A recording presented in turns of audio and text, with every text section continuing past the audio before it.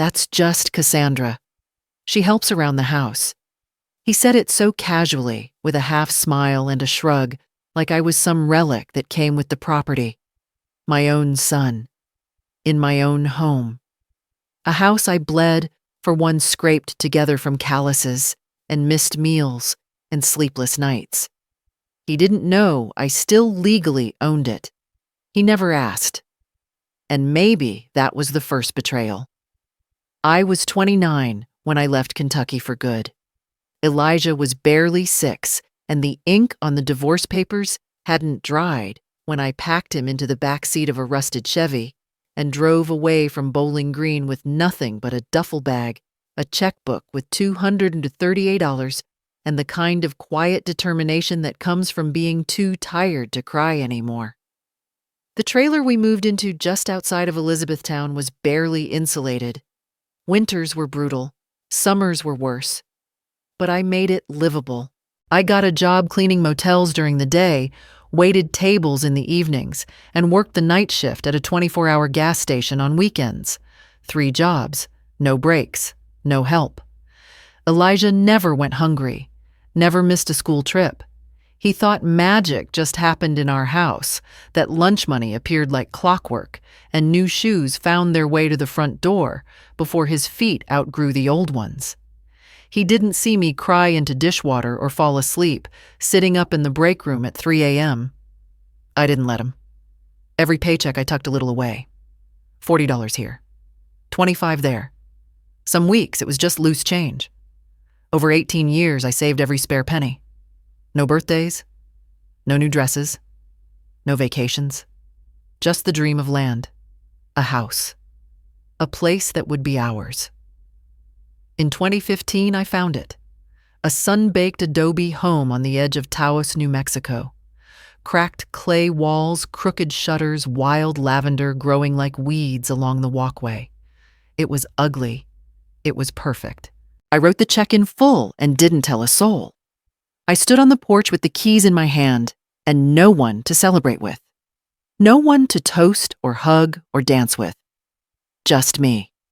And a silence so deep it echoed. But for the first time in my life, it was a free silence. Now, nearly a decade later, Elijah returned.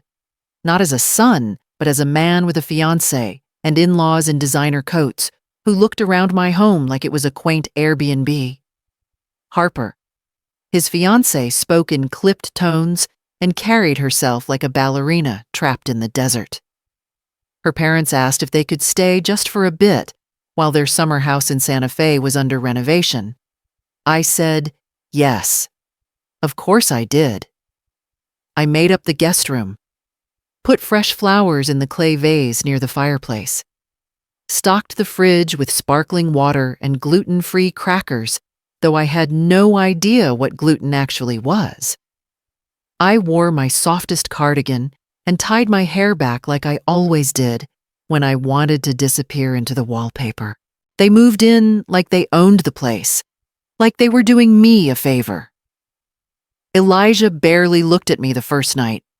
He was too busy showing Harper's father the beams he planned to restore and explaining how adobe needed specialized care.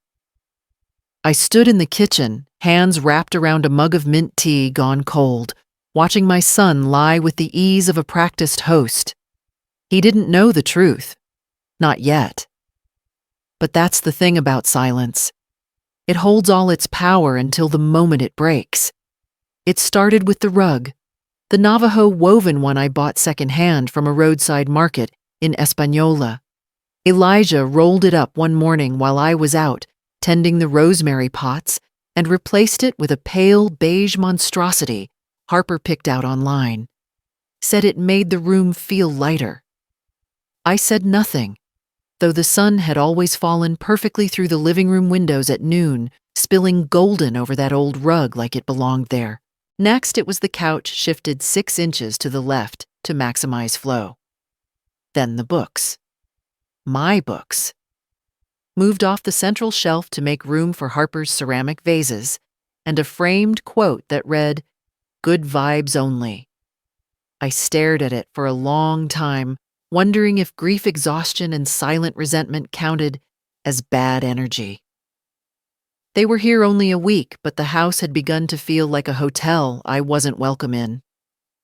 Harper started calling me Cassie. No one had ever called me Cassie, not even when I was a girl. It was always Cassandra Soft, but strong, the name my grandmother whispered as she ran fingers through my hair. But to Harper, I was Cassie, the cheerful house fixture, who appeared with clean towels and almond milk. She left lipstick-stained glasses on the counter, took my chili recipe and added turmeric, said it tasted less flat that way. I smiled, nodding, though the only thing flat was her tone. Elijah laughed along with it all. I'd watch him perched on the arm of the sofa like he belonged there, like he'd built this place from his own bones. He told Harper's father he planned to preserve his late father's design principles, as if Julian had laid a single brick in this home. As if I hadn't signed every check, painted every wall, pulled weeds until my knuckles cracked. And then I heard it. I was walking past the guest hallway laundry basket in hand when Harper's mother, Pamela, I think, lowered her voice. "It's so kind of you to keep her around," she said gently. "I mean, she seems harmless." Elijah chuckled. "She's been here forever. She knows the place like the back of her hand." He didn't correct her, didn't say I'm her son, didn't say this is her home. Just let the lie drip into the air like honey on tile. Slow, sticky, permanent. I walked back to the kitchen and set the laundry basket down. The sink was already full again, 2 glasses a bowl with crusted oatmeal. I turned on the tap. Warm water rushed over my hands as I began scrubbing one of the glasses. Rinse, dry, place. Then I noticed I'd picked it back up again. Washed the same glass twice. I stared at the spotless glass in my hand. My reflection was faint, on the surface distorted foggy, like I didn't quite belong here anymore. Not in this version of the house. Not in this curated fantasy Elijah had spun for Harper's family. I thought of all the things I'd carried, the weight of his fevers, the nights I stayed awake holding his tiny hand during thunderstorms, the time I stole rolls from work to keep him fed that one December when gas prices spiked. He brought home a drawing titled "Me and Mommy's Castle." Now in his real castle, I wasn't even the queen, just the help, the one who knew the place like the back of her hand. And slowly, painfully, that hand was learning to close into a fist. The brunch was Elijah's idea, a neighborhood mixer. He called it as though he were some kind of community pillar, instead of a guest who hadn't paid a cent toward the roof over his head. He printed invitations with cream cardstock and a cursive font that made my name look foreign, then handed them out like party favors. Sunday came fast. I rose early, kneading dough with aching wrists and seasoning the carne adobada just right. I arranged the chairs under the mesquite tree out back, set the good plates, polished the silver Elijah hadn't even known we owned. By noon, the yard filled with soft laughter and the clinking of mimosas, the kind of laughter I used to imagine behind closed windows as I scrubbed motel bathtubs, wondering what rich people sounded like when they weren't watching. Now I knew they sounded like Elijah. He wore one of those linen shirts that never quite wrinkle unbuttoned, just enough to look effortless.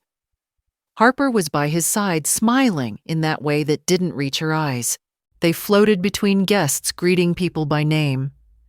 I stayed mostly in the kitchen, refilling glasses, brushing crumbs from the tablecloths, folding napkins Harper left in crumpled piles. Then came the tour. He stood by the fireplace, gesturing proudly. "The original beams are from the 1920s. I'm thinking of opening this space up more, bring in light, Maybe knock down the east wall and replace it with glass panels. A man in a floral shirt asked, "Wow, is this your first renovation?" Elijah grinned. "First of many. It's important to preserve my father's legacy. This place means a lot to our family. Our family." I walked in, then carrying a pitcher of iced hibiscus tea, just as someone turned to him and asked, "And who's the lovely woman helping out?" Elijah didn't miss a beat. "Oh, that's Cassandra. She helps around the house. Not my mother. Not the woman who built this home. Not even a friend. Just someone who helped." The word landed like a stone in my chest. Helps. As if I were part of the staff. A fixture. Some faceless support beam holding up the fantasy. No one noticed the pause in my step. No one saw the way I gripped the handle of the pitcher just a second longer than necessary. I smiled, nodded, and turned back to the kitchen. There behind the swing door, I leaned against the counter and exhaled. He could have called me anything. A relative, a mentor, the woman who scraped her hands raw to make sure he had a life better than mine. But he didn't. And the worst part was it came too easily, like it was already the version of me he believed. I raised him to speak proudly. He learned to erase quietly. And now even my name was disappearing from the story. That night, after the brunch and the last of the wine glasses were rinsed, I sat alone in the study with the drawer open wide. The papers inside smelled faintly of lavender and dust, my life folded into legal ink and fading signatures.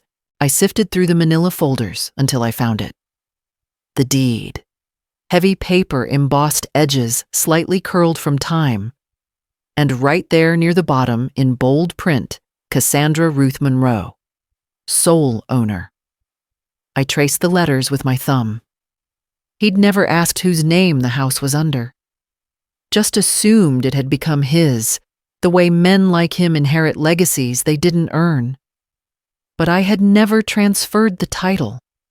I wasn't naive. I had seen too many women lose everything they built in the name of love or obligation. This home, this earth-toned sanctuary with cracked walls and soul, it was mine. The next morning, I called Sylvia, my lawyer in Santa Fe. She was sharp silver-haired and had once told me, "If it matters to you, put it in writing." I told her about the guests, the renovations, the casual way my son had stripped me from my own story. She told me we had work to do. Within 3 days, the property paperwork was reviewed, refiled, and the trust updated to include an addendum: no alterations, sales, or subleases could be executed without my explicit notarized consent. That same afternoon, I checked my old joint bank account, the one I'd forgotten about after Elijah turned 25. A chill ran through me. $28,000. Gone. Transferred 2 months ago to an account under Monroe Designs LLC. He never asked, never told me, just reached back into the past and took what he believed still belonged to him. I didn't scream, didn't call. I simply printed the bank statement and tucked it into the same folder as the deed. I had learned the power of silence. When wielded with precision, it stung sharper than any yell. Later, when they all left for an evening dinner, I walked through the living room and quietly adjusted the smart speaker. Enabled audio logging. Synced it to my phone. From that moment on, the house listened with me. What followed was a parade of entitlement, dressed in champagne and white teeth. I think we could turn the guest room into a studio, for Harper Pamela mused one afternoon. That old pantry could be converted into a wine cellar, Harper added, peering into my spice shelf. And then one evening, as twilight draped the mesas in soft purple, I heard Harper's father say it plainly as he poured Elijah a scotch on the patio. "You know this place has real potential. With the right upgrades, you could turn it into a luxury Airbnb. Think about it, you two could make a fortune. I held my breath, waiting. Elijah laughed. Yeah, that's actually what I was thinking. He clinked glasses with the man, who didn't know I still lived in every wall of this house. He forgot the deed had my name. But the house. The house remembered every sacrifice I ever made. The morning sun poured over the clay-tiled garden, like gold spilled from heaven. The lavender bushes trembled in the breeze, and the mesa beyond the property line blushed in pinks and rusts. It was the kind of morning people dreamed about when they said they wanted to escape to the desert. I laid out the brunch with care hand-pressed napkins folded into blooming yucca shapes, a table runner stitched by my own mother and clay pitchers, filled with cold hibiscus tea and lemon water condensation, already forming on the sides. There were fresh tamales wrapped in corn husk green chili muffins still warm from the oven, and slices of honey-drenched sopapilla stacked like soft towers. Harper's family floated in around 10:30 sun hats and soft pastels like they'd stepped out of a catalog. Elijah wore a pale blue button-down sleeves, rolled just enough to show forearms tanned by inherited privilege. He beamed at them like the proud curator of someone else's legacy. Thank you all for coming. He began standing at the head of the table, mimosa in hand. This house has been part of my family for generations. And now with Harper, we hope to honor its legacy, build on it, and create something truly special here in Taos. I stood behind him quietly, placing a fresh bowl of salsa on the table. No one looked at me. Elijah continued, "We're grateful to have you all here, and we can't wait for what comes next." I cleared my throat. The sound sliced clean through the clinking glasses and idle conversation. Harper looked up, puzzled. Elijah turned his smile, faltering. "I'd like to say a few words," I said, setting down a leather folder beside the flower vase at the center of the table. He opened his mouth probably to stop me, but I was already unfolding the papers. The original deed, the updated trust, the notarized documents affirming sole ownership, and at the top, 3 crisp copies of formal eviction notices. "What is this Harper's mother?" asked, blinking. I pressed play on the small voice recorder in my hand. Elijah's voice spilled out casual and venomous. "She's dead weight. This house is wasted on her." A sharp silence fell. Pamela Harper's mother choked on her mimosa, coughing into her napkin. Harper stared at Elijah, face draining of color. I looked him square in the eye. My voice is calm, unshaken. "You have 72 hours to vacate this property," I said, sliding the notices across the table like playing cards. "And don't worry, Elijah. I'll help you pack just like I helped you survive, pay for school, and build the life you now use to pretend I don't exist." His mouth opened, but no sound came. I gathered my folder, straightened the tablecloth, and turned back toward the kitchen. The New Mexico sun was still shining. The tamales were still warm. And for the first time in a long, long while, so was I. Elijah followed me inside that afternoon, stumbling through apologies that felt like loose gravel, too little, too late, and sharp when stepped on. "Mom, I didn't mean it like that," he said, voice cracking as he stood in the doorway of the kitchen, still dressed in brunch linen and embarrassment. I didn't want them to judge me." "You don't understand the pressure, Harper's parents?" "They expect I understand plenty," I said, my back still turned, as I rinsed the last of the glasses. "What you said wasn't an accident. It was a choice." He sighed, stepping closer. "You didn't have to humiliate me." I turned, then slowly towel in hand, face unreadable. "No," I said. "You did that yourself." He tried again, softer. You didn't have to go public. I didn't, I replied. I went legal. That quiet stopped him more than yelling ever could. He sank into one of the kitchen chairs, shoulders slumped like a boy who just realized no one was coming to bail him out. You don't understand what this will do to me. I placed the dish towel down, finally meeting his eyes. I gave you everything I said, voice low, but steady. You gave them a lie, and in the process, you buried me beneath it. He had no reply. Within a week, Harper packed her things. I saw her wheeling 2 rose gold suitcases down the drive without so much as a goodbye. Her mother followed a day later, glaring from the window of a black SUV like I'd personally offended her by refusing to stay small. Elijah lingered a few more days, quiet and red-eyed, but when the deadline came, he left too. I changed the locks that same afternoon. 3 days later, a folded newspaper appeared on my doorstep. Taos Sentinel. Front page, the housekeeper who owned the home. The story ran beneath a sepia-toned photo of my adobe house, sunlight, bathing its cracked walls in defiance. The reporter, a young woman I vaguely remembered from the co-op, had written about generational sacrifice, the invisibility of maternal labor, and the courage it took to reclaim space in a world that asked women like me to stay small. At the farmer's market the next week, a woman touched my arm gently and said, "You're her right." The one from the story. I nodded. "Good for you," she whispered. It was about time someone like us got the last word. Word spread fast in towns like this. Whispers turned to nods, nods to recognition. Not fame. Something deeper. A quiet legend. I went home that evening, stood at the threshold of my garden, and breathed in the scent of basil and dry earth. No screaming, no speeches. Just silence, served cold, sharp, and final. The kind that tastes like justice.